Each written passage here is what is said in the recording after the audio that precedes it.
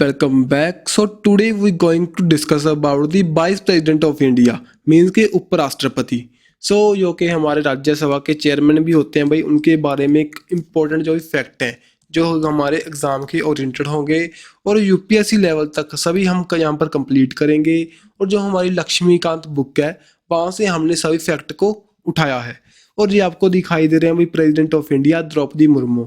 और इनकी जो वीडियो मैं पहले डाल चुका हूँ, जो भी इनके जो भी रोल है हमारी एग्जीक्यूटिव पावर्स में. ठीक है जी. यहाँ पर आप देखेंगे हमारे वाइस प्रेसिडेंट ऑफ इंडिया कौन है भाई, जगदीप धनखड़.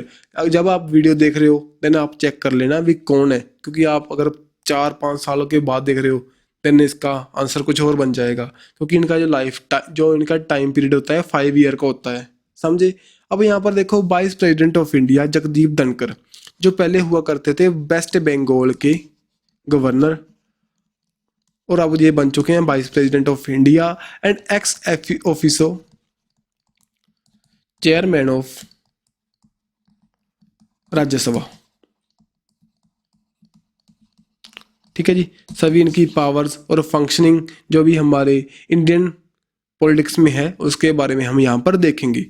करते हैं स्टार्ट भी. फर्स्टली आपको पता होना चाहिए शेड्यूल 4 के बारे में.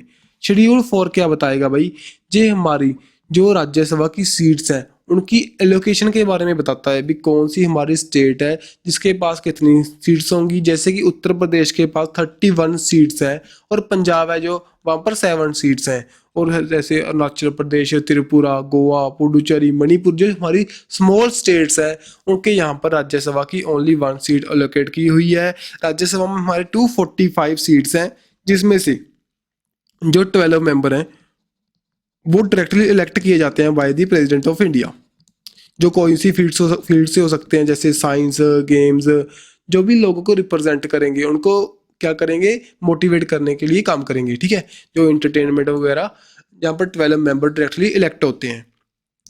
और अगर 245 में से 233 जो इलेक्शन के जरिए आएंगे, और ये क्या है, परमानेंट हाउस है, ये कभी भी डिसॉल्व नहीं होता. जैसे कि हमारा लोकसभा है भाई, ये क्या है 5 ईयर के बाद मीन्स के द्वारा से वोटिंग होती है, डिसॉल्व हो सकता है अगर कोई भी पार्टी पावर से निकल जाए.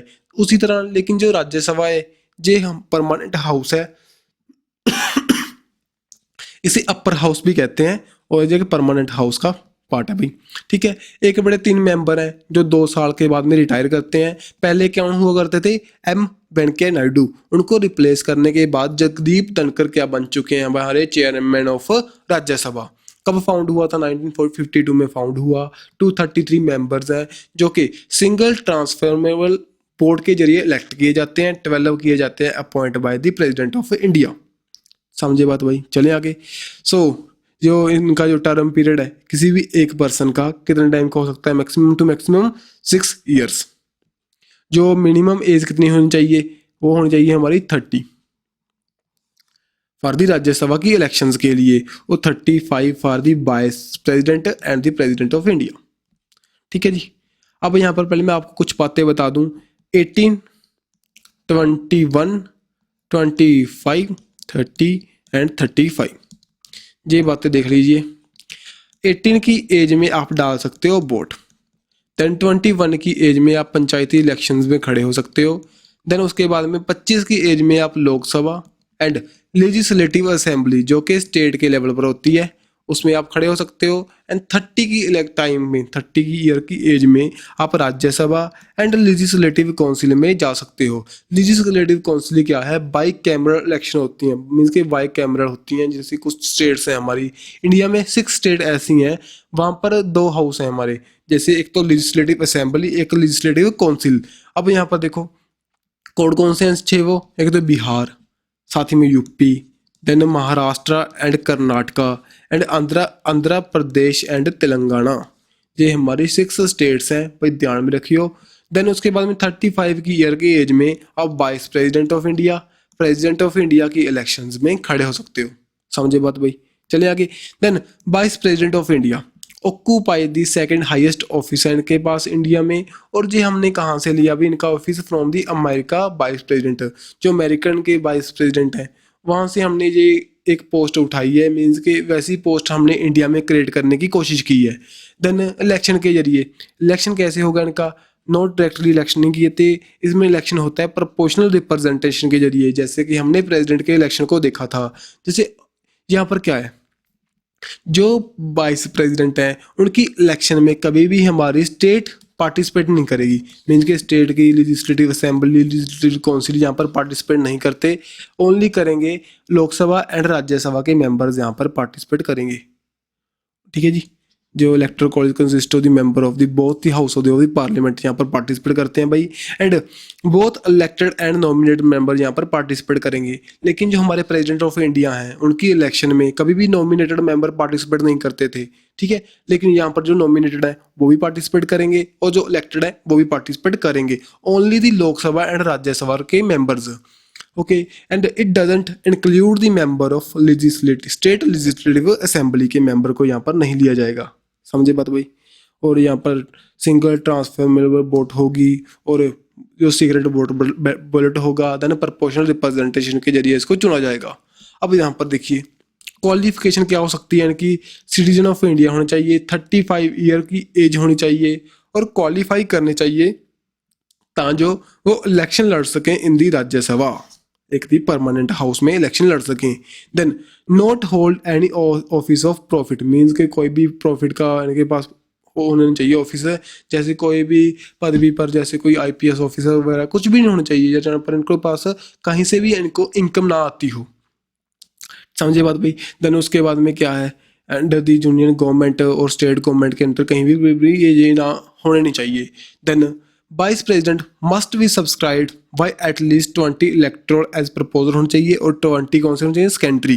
देन ये इलेक्शन के लिए खड़े हो सकते हैं और 15,000 इनको डिपॉजिट करना पड़ेगा इन राज्य हमारे reserve bank of India election के लिए। देन ओथ को इनको कौन दिलवाएगा भाई, ओथ दिलवाएंगे प्रेसिडेंट ऑफ इंडिया, ठीक है। देन जा तो क्या होगा, अगर प्रेसिडेंट नहीं है देन उनकी बिहाफ पर कोई भी बंदा आएगा वो इनसे ओथ ले सकता है। और then true faith allegiance and constitution of India उनको जो दी जाएगी, शपथ लेंगे अपनी फेथ को और एलिगेंसीज को कॉन्स्टिट्यूशन ऑफ इंडिया के रिस्पेक्ट में। Then faithfully discharge the duties of the office, ये ध्यान में रखने की जरूरत नहीं है भाई, ओनली ध्यान में रखियो जो वाइस प्रेसिडेंट इंडिया को ओथ कौन दिलवाएगा, द प्रेसिडेंट ऑफ इंडिया। अब next condition of the office, he shouldn't member of इधर हाउस ऑफ द पार्लियामेंट, किसी का मेंबर नहीं होना चाहिए और ना ही तो किसी हाउस के स्टेट लेजिस्लेटिव के हाउस का मेंबर होना चाहिए, कहीं पर मेंबर नहीं होना चाहिए, ठीक है। And such person is elected vice president he deem to have vacant, अगर किसी का मेंबर है भी तो उनको छोड़ना पड़ेगा वाइस प्रेसिडेंट की पदवी लेने से पहले, ठीक है। He shouldn't hold any office of profit, ये बता चुका हूँ। देन इनकी टर्म कितनी है, 5 ईयर की इनकी टर्म होती है भाई, जब ऑफिस में आ जाएंगे देन उसके बाद में ये 5 ईयर तक ऑफिस में रहेंगे। ही कैन रिजाइन कर सकते हैं प्रेसिडेंट ऑफ इंडिया को, देन रिमूव किए जा सकते हैं अगर हम रेजोल्यूशन स्टार्ट कर दें इन दी राज्यसभा, देन उसके बाद में लोकसभा इसको क्या करेगा, इन्वेस्टिगेट करेगा और दोनों में इफेक्टिव मेजोरिटी से अगर पास हो जाए देन उसके बाद में क्या कर दिया जाएगा इसको, अगर राज्यसभा में इफेक्टिव मेजोरिटी मीन्स की स्पेशल मेजोरिटी एंड लोकसभा में सिंपल मेजोरिटी से पास हो गया देन इनको रिमूव कर दिया जाएगा। लेकिन जहाँ पर जो इम्पीचमेंट जैसी टर्म है वो यूज नहीं की जाएगी, इम्पीचमेंट जैसी टर्म है जो ये ओनली प्रेसिडेंट ऑफ इंडिया के लिए हम यूज करते हैं, समझे बात भाई। Then vice president of India can hold beyond his term of 5 year until the successor, जब तक उनका सक्सेसर नहीं आ जाएगा तब तक वो होल्ड कर सकते हैं 5 ईयर से एक्स्ट्रा टाइम, ठीक है। और ये दोबारा से भी खड़े हो सकते हैं वोटिंग में, दोबारा से इलेक्ट भी किए जा सकते हैं। Next vacancy in the office, अगर क्या हो जाए इनका टाइम एक्सपायर हो जाए या रेजिग्नेशन हो जाए या इनको रिमूव कर दिया जाए या किसी दुर्घटना पूर्व के इनकी डेथ हो जाए तभी इनकी वैकेंसी क्रिएट होगी और इलेक्शन किए जाएंगे, ठीक है। अब यहाँ पर देखिए when he become disqualified to hold office और when his election is declared void, जब उनकी इलेक्शंस को भी हम क्या कर दें अनवॉइड हो जाएं, दैट्स वाई ये वैकेंसी क्रिएट होगी, देन उसके बाद में इलेक्शंस होंगी और न्यू हमारे प्रेसिडेंट यहाँ पर चुने जाएंगे। ओके जी, नेक्स्ट यहाँ पर देखिए पावर एंड फंक्शन, ये एक्स ऑफिसर चेयरमैन होते हैं राज्यसभा के। इनके वर्क कैसा होता है, जैसे कि स्पीकर ऑफ लोकसभा का काम होता है उसी तरह का इनका काम होता है भाई, ठीक है जी।